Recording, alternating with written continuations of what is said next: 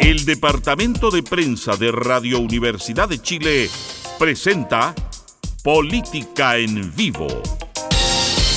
Un análisis de la realidad nacional con panelistas e invitados. Conducen los periodistas Yasna Levín y Felipe Pozo. Producción, Tania González. Dirección, Patricio López. Política en Vivo, un programa de Radio Universidad de Chile en una transmisión conjunta con las radios que piensan y el diario electrónico diario.uchile.cl. ¿Cómo están? Muy buenas tardes, bienvenidos a Política en Vivo en Radio Universidad de Chile, programa del día viernes 2 de enero del 2026. Yanna, bienvenida a un nuevo año. Un nuevo año y un primer programa de este nuevo año. Claro. Con un año nuevo espectacular, muy bailado. ¿Sí? Así ha sido. Muy bien. Oye, y es un momento adecuado para mirar el año que pasó volando, a pesar de que se puso como latero el 2025 con las elecciones, y no porque las elecciones sean lateras, a mí me encantan las elecciones, pero estuvimos meses hablando de la misma historia. Así que no vamos a hablar de eso en esta parte del programa. No, en la segunda sí. Pensé que me ibas a notificar no, que el jamás. tema está censurado. No, jamás. Es que pasaron tantas otras cosas. Por eso, y además que fue un año vertiginoso, o producto de que los años pasan y las edades se quedan, cada vez para mí los años son más rápidos, impresionantemente rápidos. Puede ser, ¿ah? Sí, po. Es un efecto etario. Aunque mi hija cuando estaba chica siempre me decía que pasaba muy rápido el tiempo. Mira. Ahora no. Va al revés, pero ahora como en la película Benjamin Button.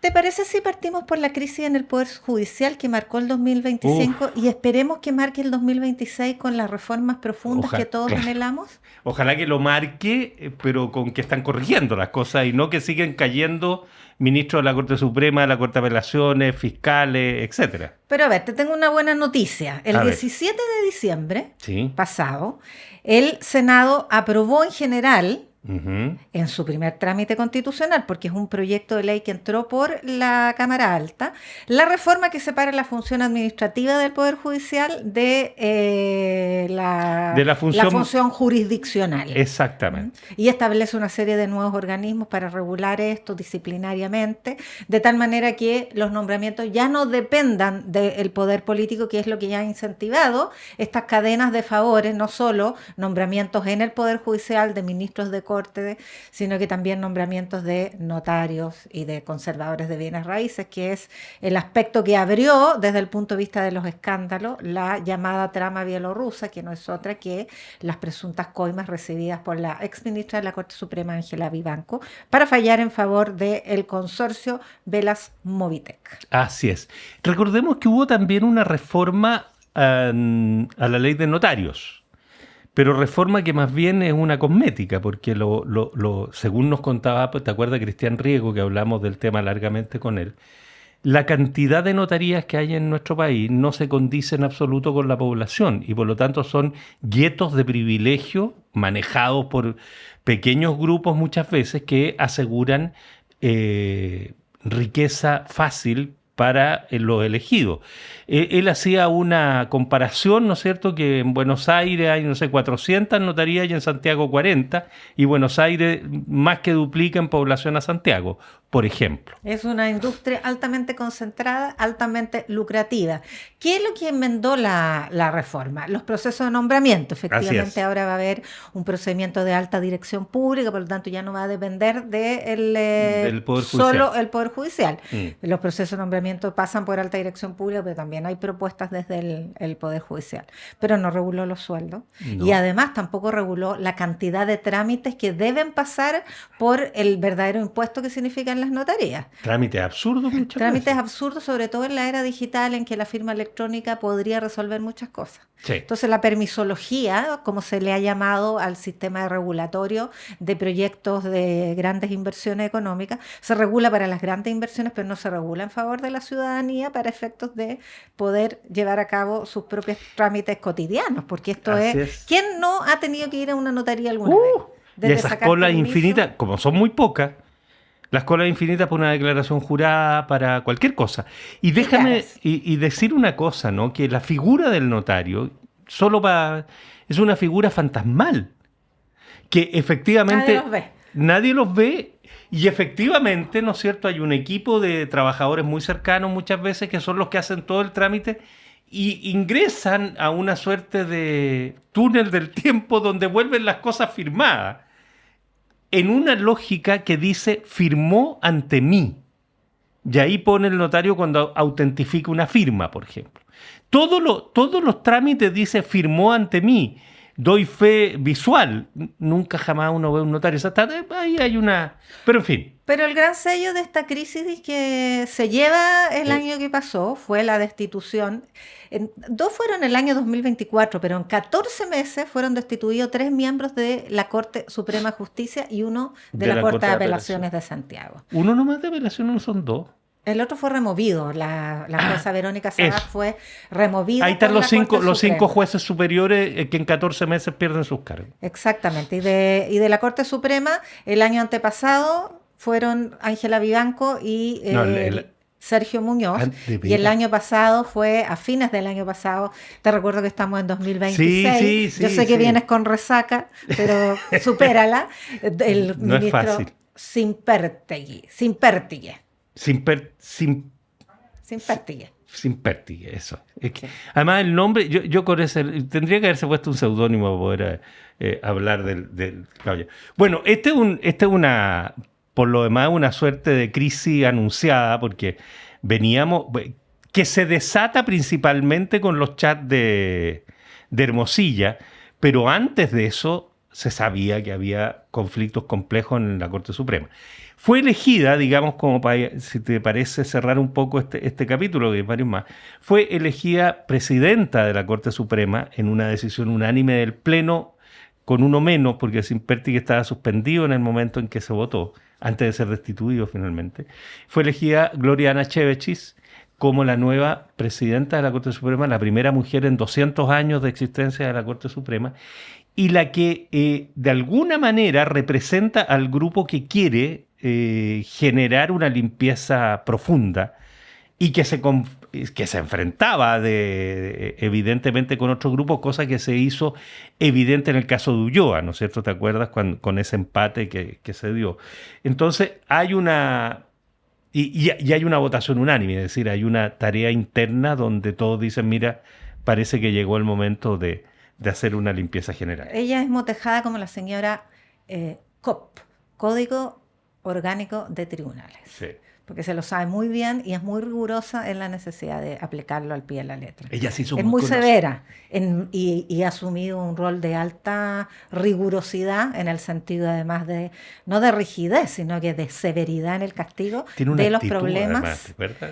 De los problemas de probidad. Era antes la señora Mop, yo no sé si tú te acuerdas. Te lo iba a recordar, el caso de Mop Gate, que lo lleva adelante Chevesich y que buscó agarrar de los pantalones a Lago, al presidente Lago en ese momento, pero nunca llegó ahí.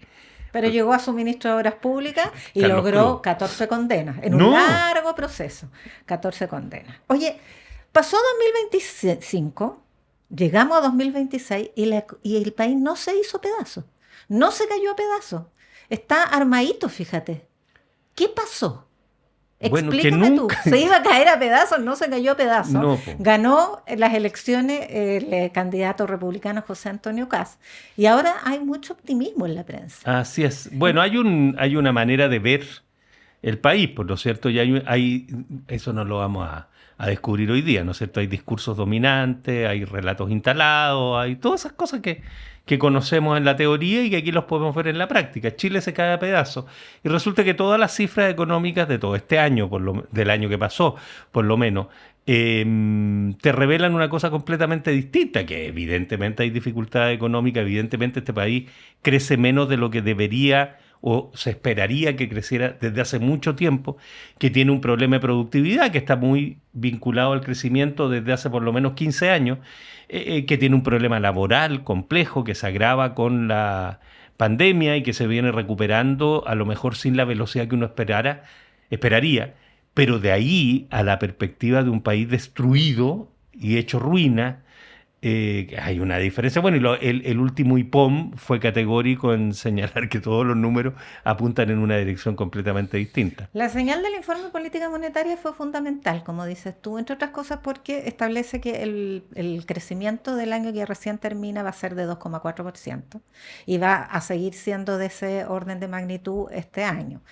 Un crecimiento que entre 2024 y 2025 fue el mayor de Latinoamérica y el Caribe, de la OCDE y del mundo, Felipe.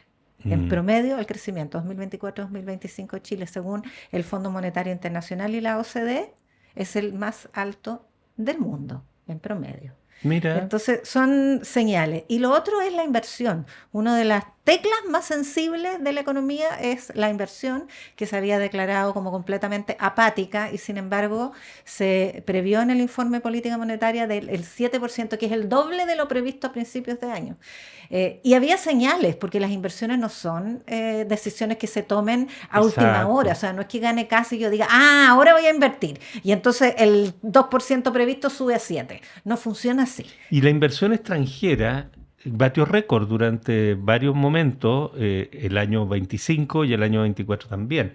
Lo que ocurre es que la inversión interna estuvo mucho más detenido y ahí evidentemente, y esto no es nada nuevo, hay una parte muy ideológica o muy política o de decisión política en el momento y en la lógica de las inversiones. Las inversiones locales tienen una componente política y la han tenido siempre, y eso no es nuevo. Y altamente ideologizada en el caso del empresariado nacional. Totalmente. Es cuestión de ver la procesión argentina del candidato ahora presidente electo José Antonio Kast, que fue su primera actividad post-elección, post-triunfo, con toda la CPC y toda la SOFOFA y todos los grupos económicos del recinto.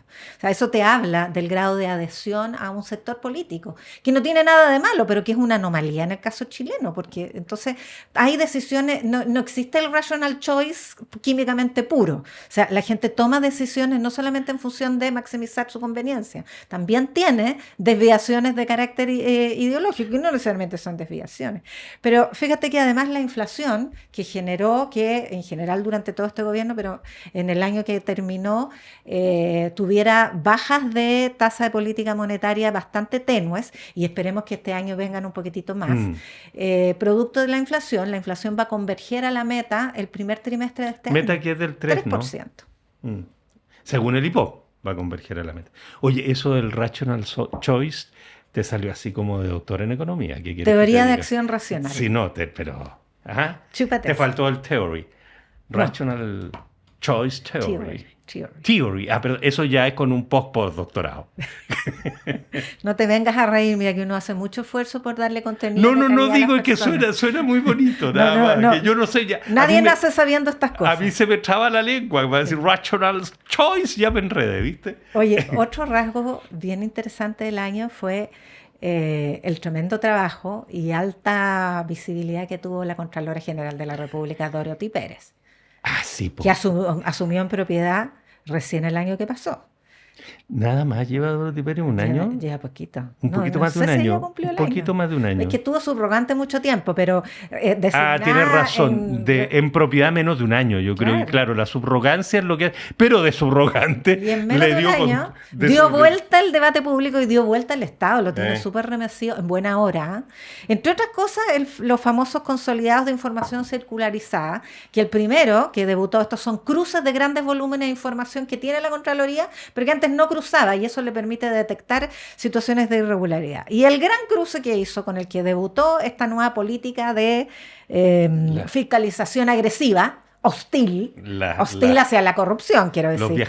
Los viajantes con licencia. Claro, enfermos viajeros.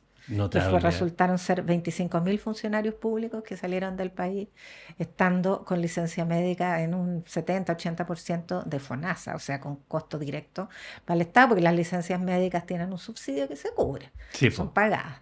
Pero después de los funcionarios públicos supimos que los funcionarios privados, dentro de los funcionarios públicos, la Fuerza Armada y de las orden, policías, una mala práctica completamente instalada, que además permitió ir desbaratando bandas de médicos destinadas a profitar de esta mala práctica. Hace poquitos días nomás dejaron en prisión preventiva 6 o 7 médicos varios extranjeros en esta lógica, con miles de licencias lanzadas. Fíjate que no hay que olvidar una cosa. Yo creo que Dorothy Pérez tendrá futuro político.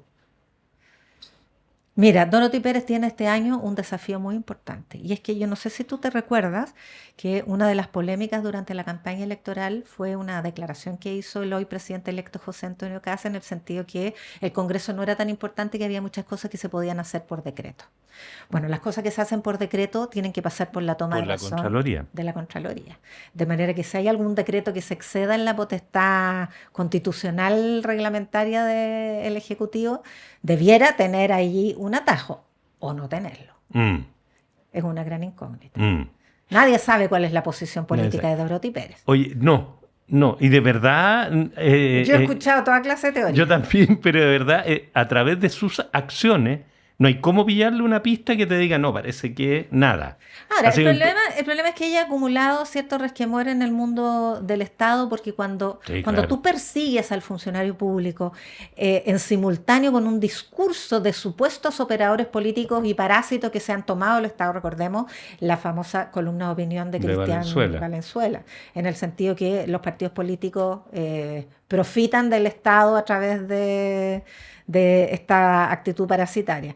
Entonces, si tú además haces programas de fiscalización que revelan de pronto desórdenes administrativos que se han producido siempre y que tienen mucho que ver también con procesos fiscalizatorios muy engorrosos, bueno, estás desprestigiando, porque una cosa son las licencias médicas y otra cosa es estos 1,5 billones de pesos que detectó en junio la Contraloría como supuesta irregularidad, que eran, sí, algunas irregularidades, otros desórdenes, otros cheques emitidos que no se cobraron, o sea, mezclando peras con manzanas y haciendo aparecer un Estado completamente fallido en materia de probidad, en circunstancias que Chile está bastante bien regulado en esa materia. Sí, claro, yo creo, claro, ella es su caballo de batalla y es su plataforma, ¿no?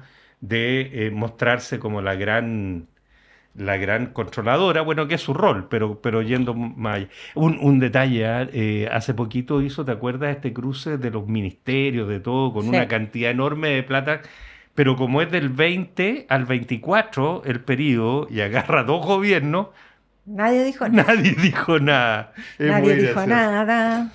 Es un verso de... Démosle una miradita a cosas del mundo, ¿no? Internacional. Yo el otro día te comentaba, creo, que se había elegido la palabra del año.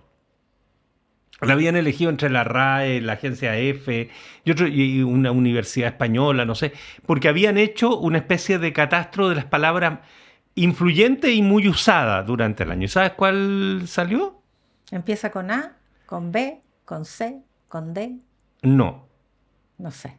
Empieza Yo pensé que aranceles. Era así. Empieza con Apo. Con Apo. Aranceles. ¿Por qué no me diste la pista? ¿Por qué te estaba tratando de...? Aranceles, que Donald Trump inició como una guerra contra China, pero luego expandió a todo el mundo, desarticulando el sistema de globalización económica y de comercio internacional, a partir de un fijo de 10% que nos tocó a todos, y de algunos que todavía siguen negociándose, que llegaron al 100% en el caso de China, pero que golpearon fuertemente a México, Canadá, y China, por supuesto.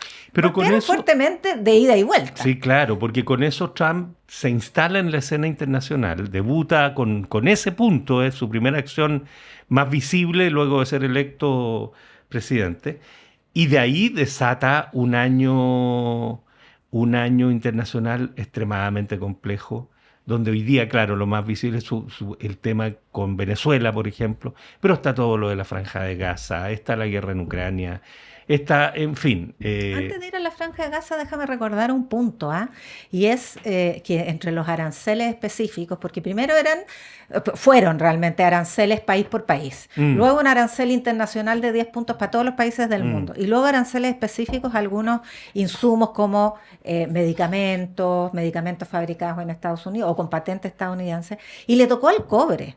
Pero afortunadamente, después de un día de mucho terror en el mercado, entre la producción de cobre y las copríferas nacionales, Se aclaró que esos aranceles eran para cobre, no el cobre refinado, que es el que exporta Chile, sino que más elaborado. Claro. En fin, bueno, pero un año internacional sin duda muy, muy complejo. La Franja de Gaza, un dolor brutal. La Franja de Gaza terminó con un acuerdo de tregua que tiene varias etapas y está estancada en la primera. La primera etapa han seguido habiendo muertes, han seguido habiendo ataques, ha seguido la cuenta final de una guerra que duró poco más de un año fue desde octubre de 2024 hasta octubre de 2025. 35.000 por lo menos. 60.000 muertos. Perdón, 60.000. 60.000 muertos Una en cosa bombardeos brutal. muy despiadados de parte de Israel, pero con ocasión de un cruento atentado que costó 1.500 vidas de israelíes el 7 de octubre de 2024. Un acto terrorista de inicio muy salvaje. 24, sí. Pero viene la segunda fase ahora, y esa fase significa el repliegue de Israel, porque está ahora en un área intermedia que es la Franja Amarilla, y significa el desarme de Hamas, que no lo ha hecho. Esta fase depende de que termine por fin la entrega de rehenes,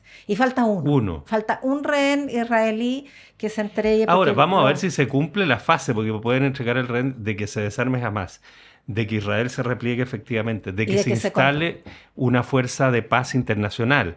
Y un gobierno. Y un gobierno con una que era una lógica muy rara y muy difícil, donde Trump se ponía la cabeza. Llamado tecnocrático, que quiere decir que es solo para la administración técnica y la reconstrucción, que no es elegido democráticamente y que son fuerzas también internacionales. Y con como una suerte de directorio presidido por Trump, una cosa rarísima. Te voy a invitar a una pausa. Ya, pues. Y en la segunda parte tenemos un invitado con el que vamos a conversar de la política nacional. Con la proyección política de 2026. Y un poquitito del 25 también, me imagino. Lo que pasó que determina lo que pasará. Bien, vamos y volvemos de una pausa.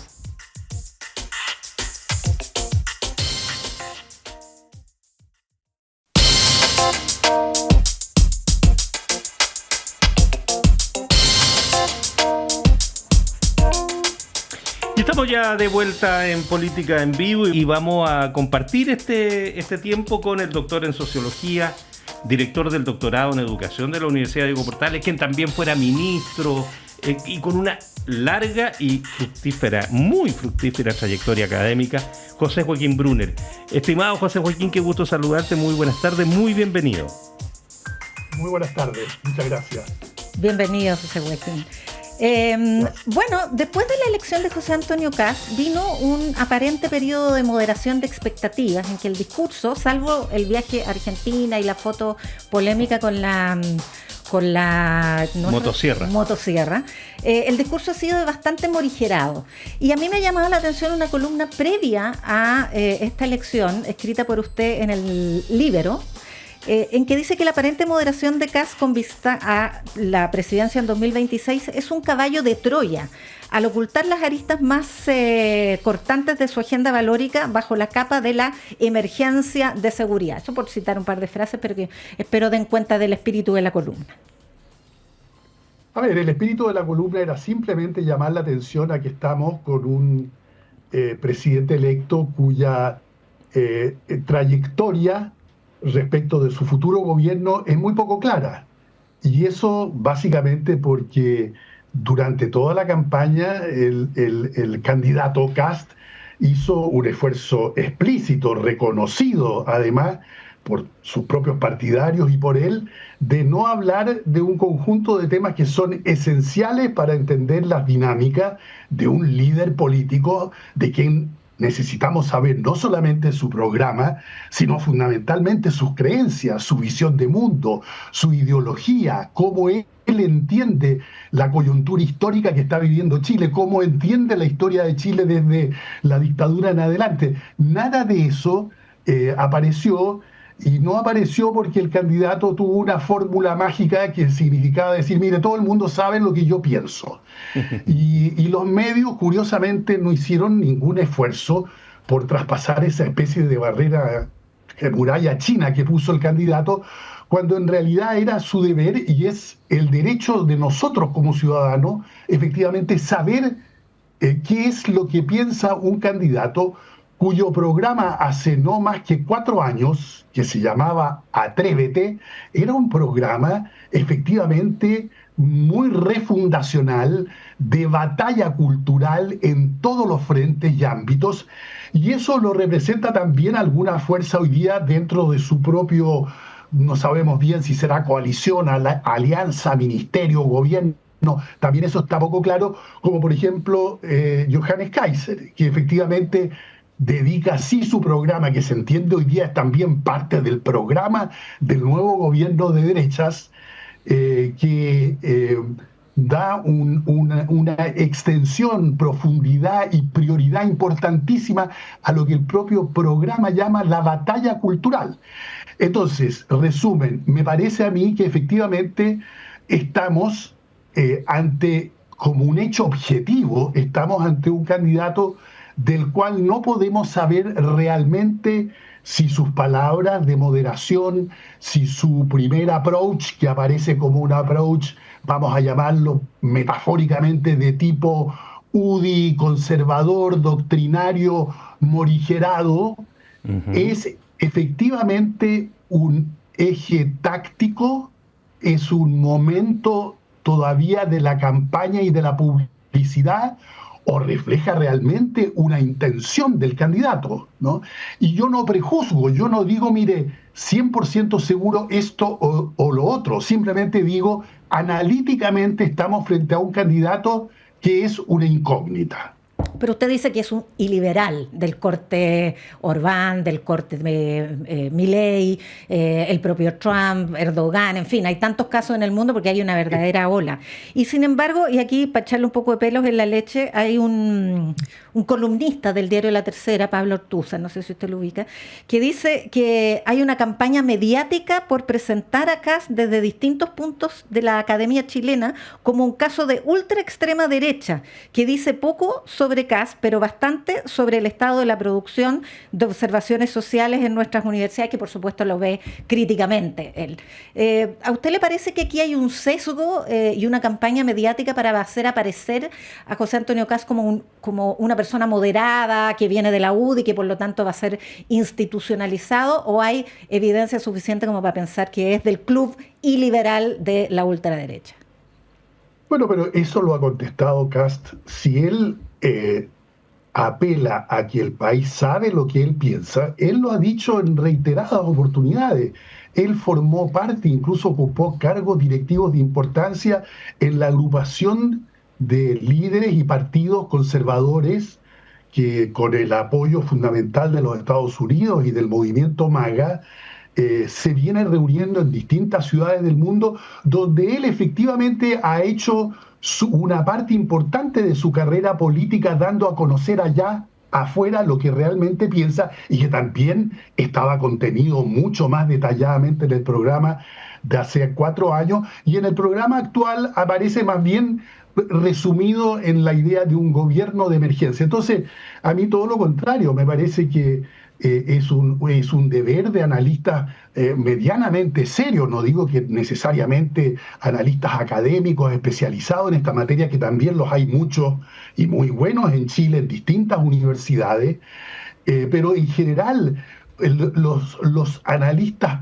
de asuntos públicos que aparecen en los medios de comunicación, debiéramos ser extremadamente objetivos en el sentido de decir, bueno, Kast se ha ubicado a sí mismo durante los últimos años dentro de un movimiento global que fundamentalmente defiende ideas de una democracia protegida, de una democracia iliberal, de una democracia básicamente organizada en torno a temas de orden y seguridad, con Estado mínimo, pero Estado muy fuerte en materia de cárcel y cementerio, como en algún momento dijo la candidata mucho más moderada de las derechas, Evelyn Matei. De modo tal que, no me parece, creo que Ortúzar efectivamente está equivocado en pensar que este es un problema de sesgos o es un problema de condenación previa del candidato. Lo único que estamos haciendo distintas personas de buena fe, pero con rigor analítico, y diciendo, bueno, Kast tiene una trayectoria, quiere ser juzgado por esa trayectoria y su pensamiento es perfectamente claro durante todos estos años y su práctica lo acompaña. Es cosa de mirar su no concurrencia a ningún acuerdo democrático fundamental desde el 15 de noviembre en adelante, es su actitud extremadamente sectaria en el sentido, digamos así, sociológico-político de la palabra en torno a la constitución del segundo ejercicio constitucional que tuvimos y que efectivamente Republicanos manejó bajo el liderazgo de Kast y trató de llevar y encajonar al conjunto de los participantes en ese ejercicio constitucional a una constitución, digamos, ultraconservadora en todas las cuestiones importantes para el futuro del régimen político chileno, de modo tal que no me parece que estemos algunos de nosotros haciendo una evaluación o un juicio sectario respecto de el presidente electo.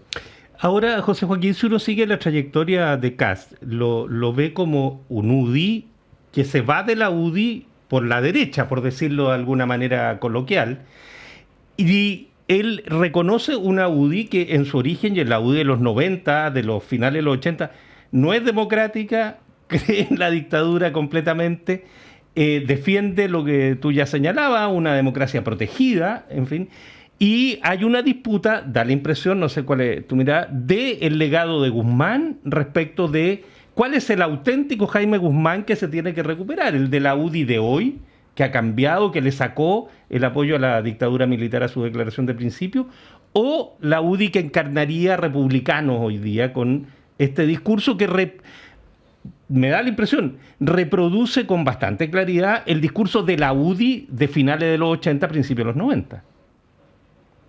Bueno, todas estas cosas son efectivamente complejas porque el terreno de las ideas es un terreno donde no hay esta posibilidad de hacer distinciones tan definitivamente claras porque están en movimiento, digamos así. Y vivimos un mundo, como suele decirse, líquido, donde las cosas están, digamos, en permanente transformación, particularmente en el terreno ideológico político. Pero yo no tengo ninguna duda que Kast representa la tradición de la UDI que él llama la mejor tradición, que es la UDI que se conformó en tiempos de la dictadura y que luego quedó plasmado su pensamiento político en la Constitución de 1980 tal como ella originalmente existió, con una idea muy neta de democracia protegida. Esa democracia protegida hoy día podría reinterpretarse a la luz de las cuestiones de seguridad nacional que vienen de esa época de la dictadura, repuesta hoy día como un contexto de uso de todos los instrumentos legales y de fuerza que tiene el Estado para efectivamente proteger, entre comillas, limitando muchos aspectos más liberales de una democracia contemporánea como la conocemos en Occidente. Entonces, a mí me parece que es un poco artificial la pelea en torno de dónde está Guzmán.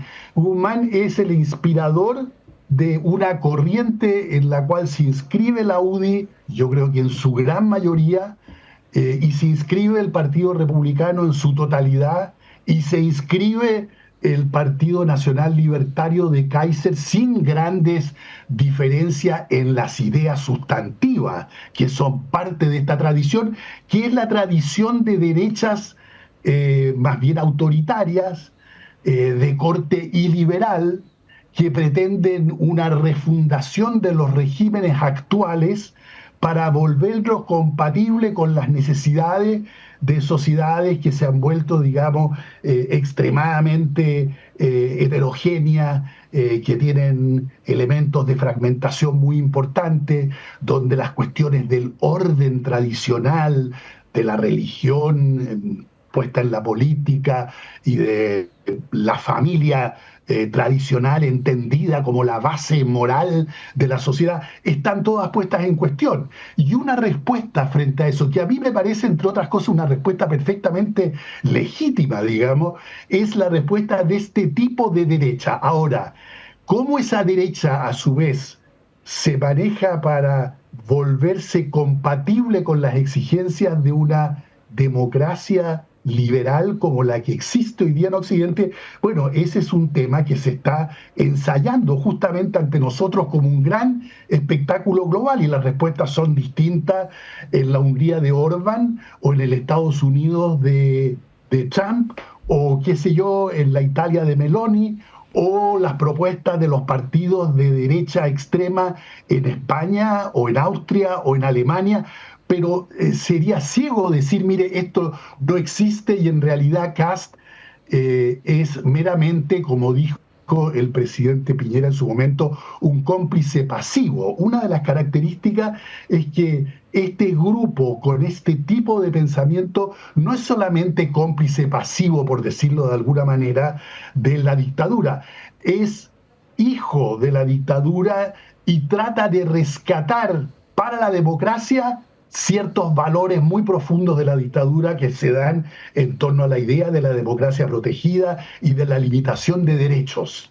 Y eso, claro, pone en tensión al sistema, y esa es la tensión que vamos a vivir en las próximas semanas y meses, y veremos cómo la maneja el actual presidente electo. Yo no quisiera decir que la va a manejar de una manera tal que la única alternativa que uno podría deducir es que él va a romper la institucionalidad.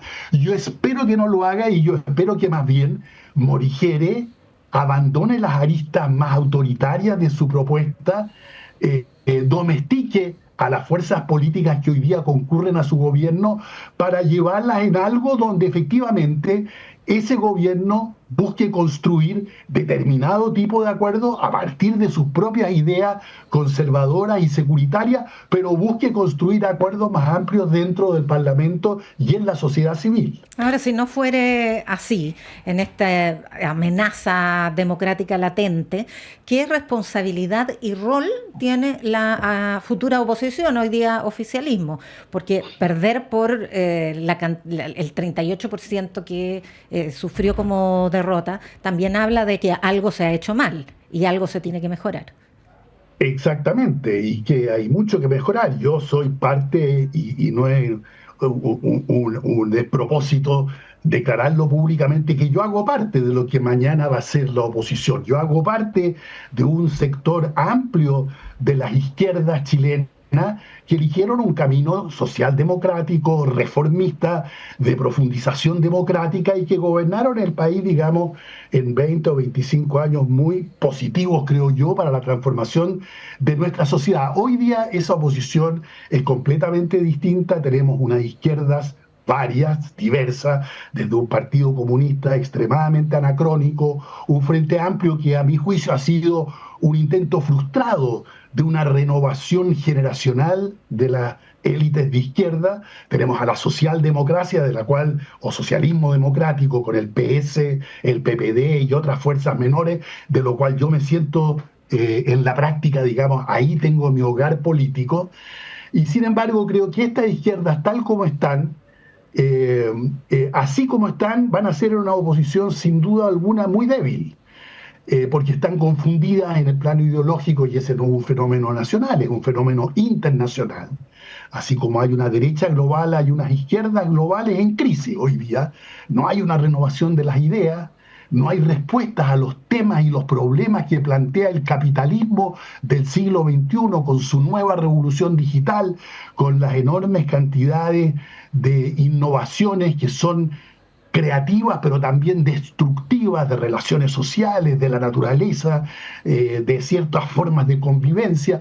Y frente a todo eso, efectivamente, veo yo a una izquierda debilitada, cuyo error mayor podría ser seguir una estrategia tipo aquella que se insinúa por el lado del PC, de decir nosotros haremos una oposición con un pie dentro de la institucionalidad y un pie fuera de la institucionalidad. Yo creo que si se insiste en esa política, que fue ampliamente rechazada por el país en septiembre, cuando se votó en contra de la propuesta constitucional de la Convención Constitucional en nuestro primer ejercicio, si el PC insiste en esa política, seguirá aislado con un electorado muy fiel, pero con una capacidad completamente negativa de conducir a las izquierdas a una disputa mucho más institucional que la que hay que hacer. Y esa disputa institucional lo primero que necesita son ideas, son una visión de cómo se puede presentar en el siglo XXI una propuesta reformista gradual de mejoramiento de diversos aspectos de un régimen que sabemos va a existir durante la primera mitad del siglo XXI, que es el capitalismo global. Entonces, ¿cómo se enfrenta al capitalismo global? Yo creo que es algo que hasta aquí las derechas han encontrado una respuesta negativa, defensiva, protectiva de cierto tipo de tradiciones y de limitaciones que finalmente desfiguran una buena parte de lo que yo entiendo avances de la democracia liberal social moderna, pero que frente a la cual las izquierdas efectivamente están extremadamente hoy día confundidas y sin tener cómo oponerse, si no es recurriendo, digamos, a interpretaciones muy espontáneas, y vamos a ir medida por medida mirando qué es lo que hace el gobierno. Nuestro problema no es solamente reaccionar frente al gobierno. Si esa es la definición de la oposición, ya perdió la mitad de la batalla, porque quiere decir que no está preocupada de representar una potente alternativa a lo que son las derechas globales y locales en Chile, sino que va a estar preocupada de ir medida a medida definiendo su posición, lo cual además crea mayor fragmentación, mayor confusión en la opinión pública de los votantes, que en 4 años más volverán a ser llamados a decidir sobre el destino de la perspectiva futura del país.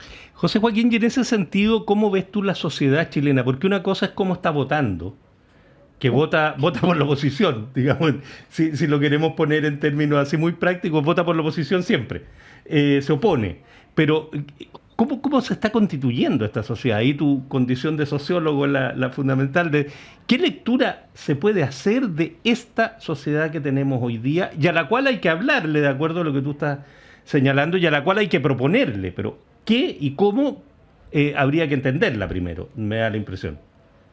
Y yo creo que hay esfuerzos de muy distintos lados en la academia, fundamentalmente, que es de donde se supone nacen muchas de estas ideas interpretativas más generales de cuál es el estado actual del mundo y de nuestras sociedades en América Latina y en Chile, que apuntan a la existencia de sociedades que se han transformado a través de procesos, en algunos casos como el chileno, muy profundos de modernización capitalista, que dio lugar a una reestructuración de clases y estratos sociales muy fuerte, donde hoy día, digamos, la pobreza que existe, aunque sea en un sector menor de la sociedad, tiene también nuevas características, pero donde la mayoría de aquellos que necesitan recibir respuestas fundamentalmente en el plano de los servicios, de los bienes públicos, en salud,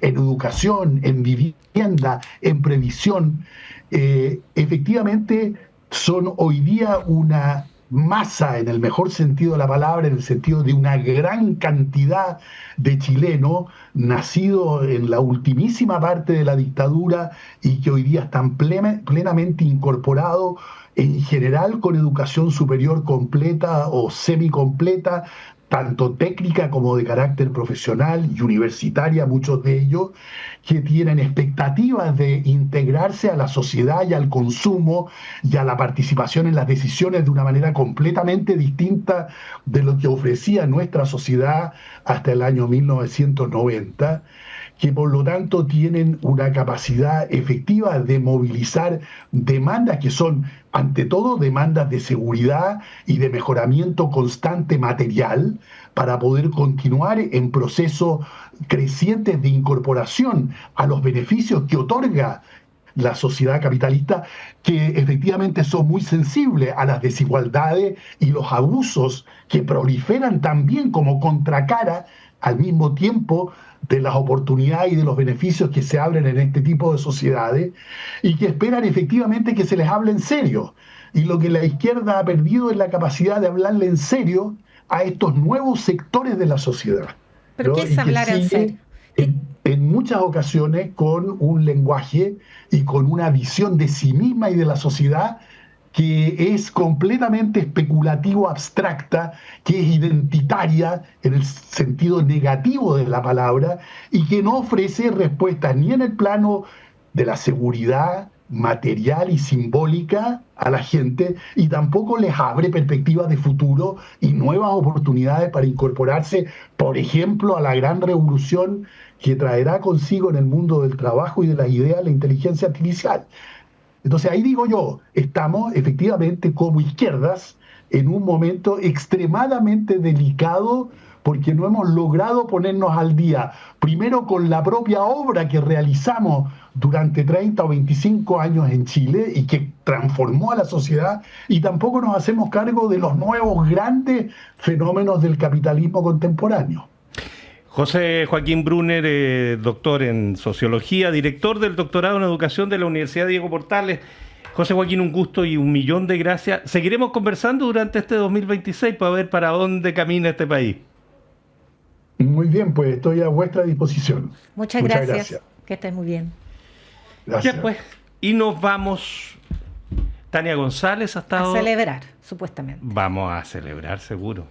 Tania González ha estado en la producción periodística, Francisco Vegas y Ariel Acevedo en la puesta al aire, con la colaboración de José Roja un ratito por ahí. Y ya, pues. Será hasta el lunes. Hasta el lunes, por supuesto, que tengan un muy buen fin de semana. Buenas tardes. El Departamento de Prensa de Radio Universidad de Chile presentó Política en Vivo. Un análisis de la realidad nacional con panelistas e invitados. Conducen los periodistas Yasna Levín y Felipe Pozo. Producción, Tania González. Dirección, Patricio López.